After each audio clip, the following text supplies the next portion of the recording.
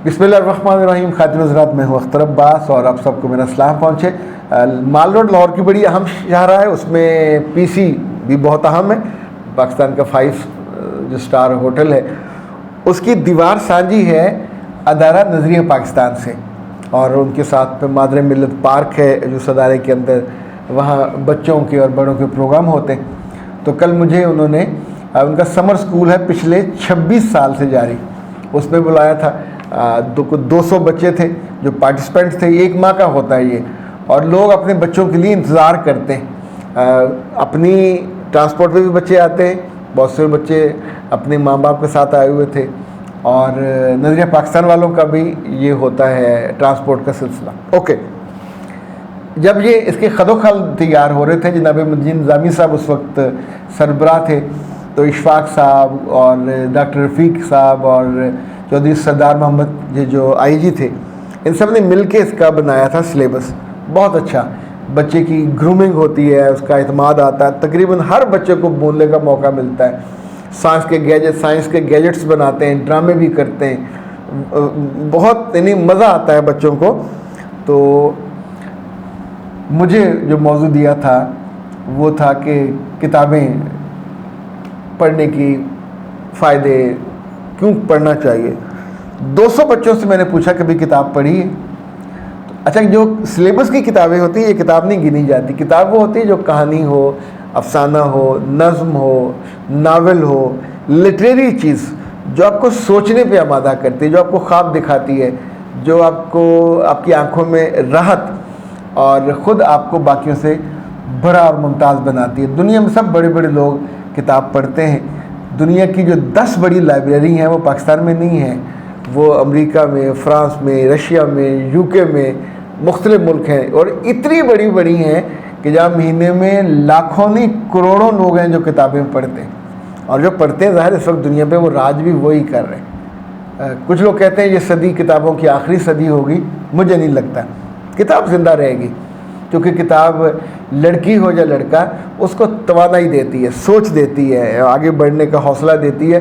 बल्कि अगर सही कहें तो इट गिव्स, वो जो पर होते हैं ना, वो आपको पर देती है उड़ने और सोचने के लिए। खैर, मैं अपनी कुछ किताबें भी तोहफे के तौर पे लेके गया था।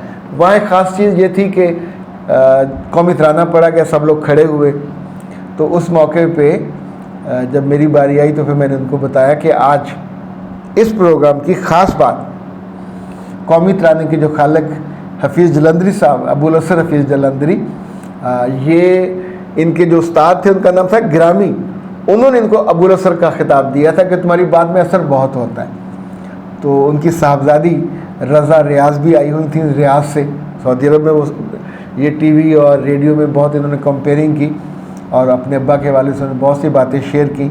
हफीज़ जलंधरी साहब नज़्में भी लिखते थे, शायरी करते थे। शाहनामा इस्लाम की 4 मोटी मोटी जिल्दें, पूरी तारीख़, और उससे आगे ये कि बच्चों की कहानियाँ, बड़ों की कहानियाँ भी लिखी। लोग इनसे जलते भी बड़े थे, सादा से आदमी थे।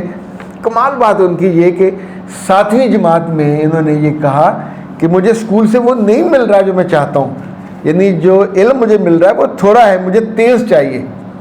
तो अपने माँ बाप से कहा, उन्होंने डांटा, उन्होंने स्कूल छोड़ दिया, और फिर इन्होंने अरबी, फ़ारसी, अंग्रेज़ी ये सब सीखी इस लेवल तक कि तारीख़ इस्लाम का सबसे शाहकार शाहनामा इस्लाम लिखा, जिस पे आज तक किसी को कोई इल्मी एतराज़ नहीं हुआ। यानी इतनी सॉलिड चीज़, आप जब अपने इल्मी तौर पे एक अच्छे मुकाम पे चले जाते हैं तो इज़्ज़त भी मिलती है, मुकाम भी मिलता है।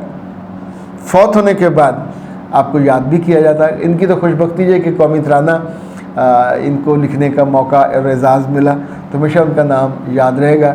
बल्कि मुझे याद है छागला साहब थे जिन्होंने इसकी तर्ज बनाई थी कौमी तराने की, उनका नाम भी आता रहेगा। जिन जिन लोगों ने साज और आवाज़ें थी उनका नाम भी आता रहेगा। तो बड़ा काम करने के नतीजे में हमेशा आपको बड़ाई मिलती है।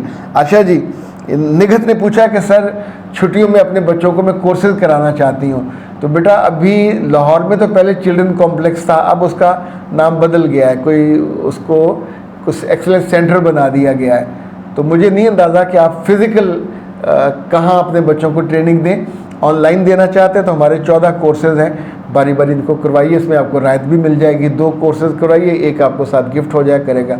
4000 का एक कोर्स होता है और हर कोर्स कोई 100 घंटे आपके पास रहता है। ये कोर्सेज़ पर्सनैलिटी डेवलपमेंट के हैं, ग्रूमिंग के हैं। ख़ुद आप सोचिए, मुश्किल लोगों को डील करने के बारे में है, वैल्यूज़ के बारे में है, विनिंग लाइन पे कैसे पहुंचना है उस बारे में है, दुनिया के बेहतरीन जो चीज़ें सीखने वाली उसके बारे में है, अडोरेबल गर्ल के बारे में है। तो बहुत सारी चीज़ें उसमें, शाइनेस के बारे में है, एंगर मैनेजमेंट, इनको बहुत मेहनत से हमने बनाया और संवारा और आप तक पहुंचाया था। अच्छा जनाब,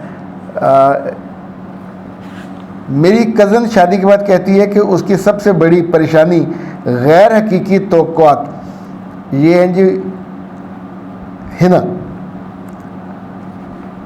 मेरे बच्चे, एक्सपेक्टेशन बिल्कुल और चीज़ है, रियलिटी और चीज़ है, ड्रीमिंग और चीज़ है, विजुलाइज करना चीज़ों को और चीज़ है।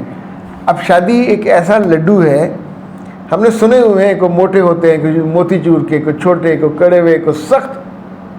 जिसके हिस्से में जैसा आए उसका लड्डू वही होना है। लाइक हमारी मेड बड़ी समझदार और क्या कहना चाहिए, मेहनत से काम करने वाली, जो उसका लड्डू मिला वो बेवकूफ़, जब तक उसको मारना नहीं उसको तसल्ली नहीं होती, उसी उम्र में भी छोटा, और शायद इसीलिए अंदर से वो एक अहमकाना हद तक बेवकूफ़ है। वो समझता है कि इसको रोज़ जब तक मैं दबाऊंगा नहीं तो वन फाइन मॉर्निंग उसने अपने वालिद को फ़ोन किया कि मैं तंग आ गई हूँ, मैं तो कभी सोचा भी नहीं था कि मेरे साथ ये करेगा। तो इनफैक्ट ये जो एक्सपेक्टेशन होती हैं इनका ताल्लुक़ अगले जिन के साथ बहुत ज़्यादा होता है। बाज़ लड़कियाँ और ख़ास तौर पर डॉक्टरों की तवक्कुआत बहुत टूटती हैं। ये बेचारियाँ डॉक्टर बनती हैं, 18-20 साल लोगों की बीमारियां दूर करने, उनको तंदुरुस्त करने, उनसे दुआएं लेने के लिए तैयार होती हैं, पढ़ती हैं। किसी ऐसी अहमक औरत के हथे चढ़ जाती हैं जो सास होती है, वो कहते हैं नहीं झाड़ू पोछा करो, घर के बाथरूम भी धो, सफाइयाँ भी करो। और उनके मियाँ भी फिर ऐसे अकल के पक्के होते हैं कि घर में नौकर चाकर होने के बावजूद उनका एक ही होता, चूँकि माँ ने कहा तो रोज़ नया खाना बनाओ, सीखो, नहीं सीखोगी तो फिर इस घर में नहीं रहोगी। तो डॉक्टरी बेचारी गई तेल लेने और आप रोज़ वहाँ से बेइज्जत होते हो। तो इसका मतलब है कुछ चीज़ों को पहले जांचना चाहिए, आंकना चाहिए, उस घर के मिजाज, अहवाल, वो लोग, उनके ड्रीम, कहीं वो मैच हो। ये एक मुस्तकिल सरदर्दी चलती रहती है ज़िंदगी में, आखिरी सांस तक ये चलता रहना है। इसमें कभी अकोमोडेट करना पड़ता है और कभी थोड़ा तेज़ होके, एग्रेसिव होके अगले ख़ानदान को, लोगों को जानना और जांचना कि कल ये ना हो कि बने आप डॉक्टर हो और काम आपसे माइयों वाले लिए जाएं। माइयों वाले काम लड़कियां अपनी मोहब्बत से करना पसंद करती हैं, मगर इसीलिए उनको बहू बनाया जाए, ये तो बहुत नाइंसाफ़ी की बात है। अख्तर अब्बास को दीजिए इजाज़त। अस्सलाम।